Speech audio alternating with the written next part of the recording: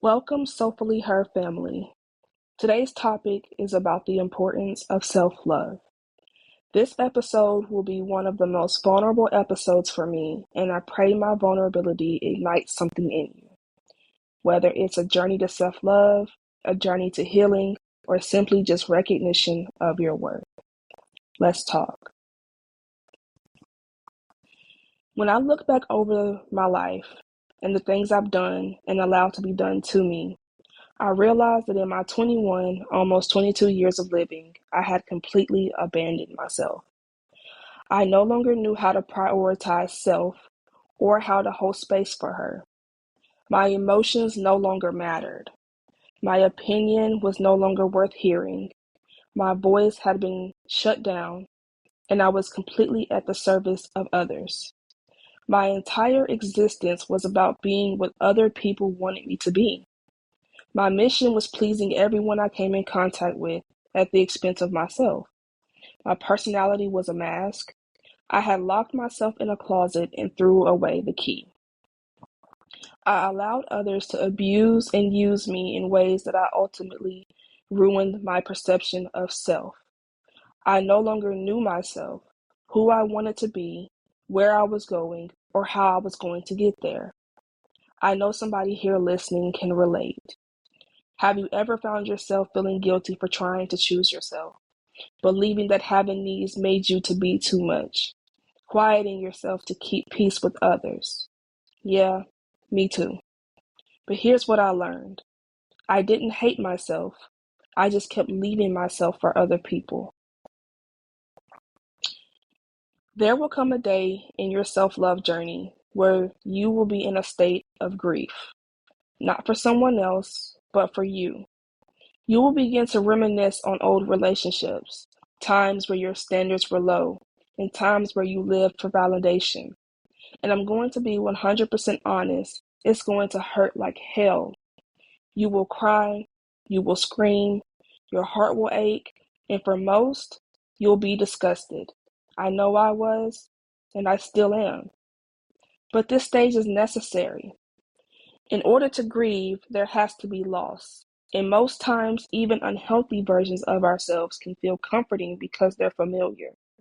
This is why it's so important to let go of who you used to be and allow yourself to go through the stages of grief.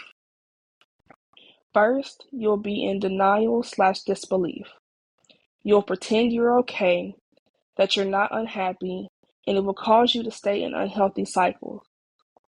Then comes anger and resentment. You will be angry at yourself for settling. You'll be angry with others who have hurt you. You'll be angry for trying to survive. And the resentment is from self-abandonment.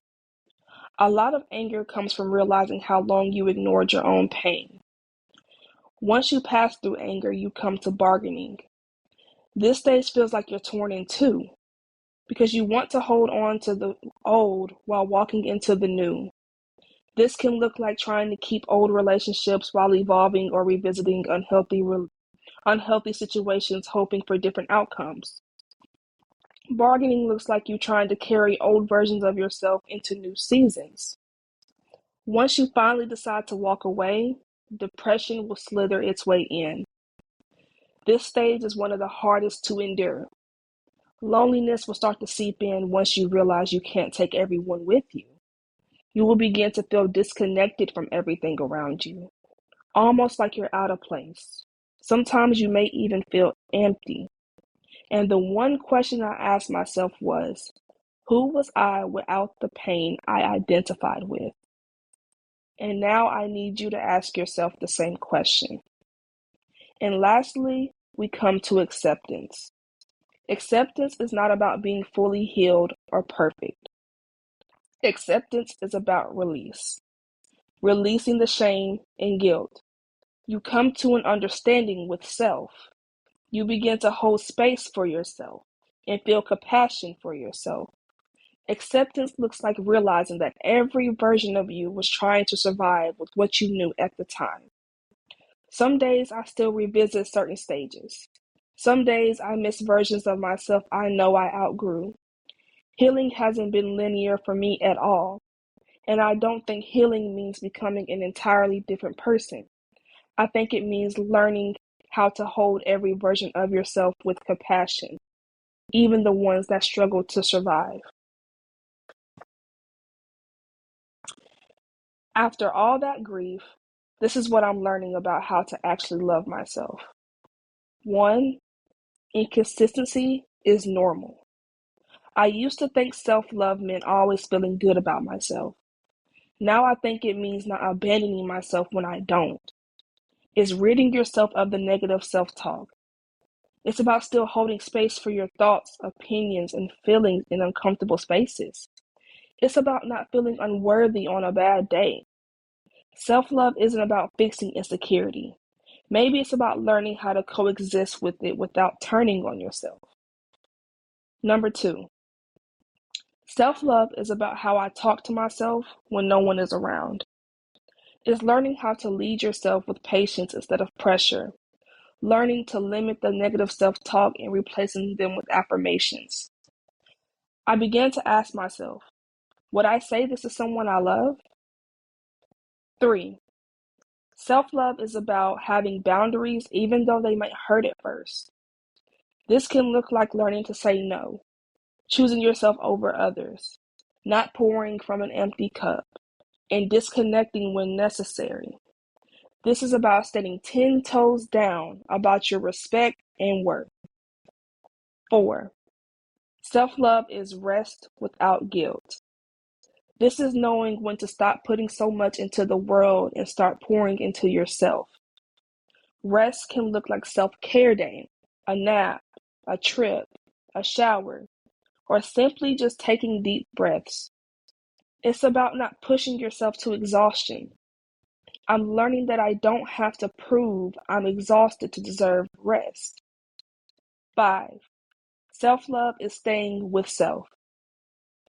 Most people don't struggle with self-love because they don't care about themselves. They struggle because they leave themselves emotionally when things get uncomfortable. It's about emotional loyalty to yourself. That is self-love in its deepest form. Disloyalty to self can look like scrolling instead of feeling, overworking to avoid emotions, and sleeping instead of processing. It can also cause you to leave yourself for other people. I think I used to leave myself without even realizing it. And now I'm learning how to stay, even when it's uncomfortable. Maybe that's what self-love really is. Not fixing yourself, but refusing to abandon yourself. I used to think self-love was where this journey started, but I don't think it is. I think it actually starts with grief. Grieving who you used to be, grieving how you used to treat yourself, grieving the things you tolerated. And then after that, you slowly learn how to love yourself in a way that feels safe and real. And I don't think this is something you ever fully master. Some days I still have to come back to myself. Some days I still forget. But I think the difference now is I don't abandon myself the way I used to. And that feels like love in its realest form. To every viewer watching this, no matter what you've done or where you've been, you deserve to be loved. You owe it to yourself to love yourself with all your heart, mind, body, and soul, however long that may take. Be gentle with yourself and don't forget to come back to you. And if nobody has told you lately, I love you, you got this, and I am proud of you. Thank you for tuning in to Soulfully Her. See you next time.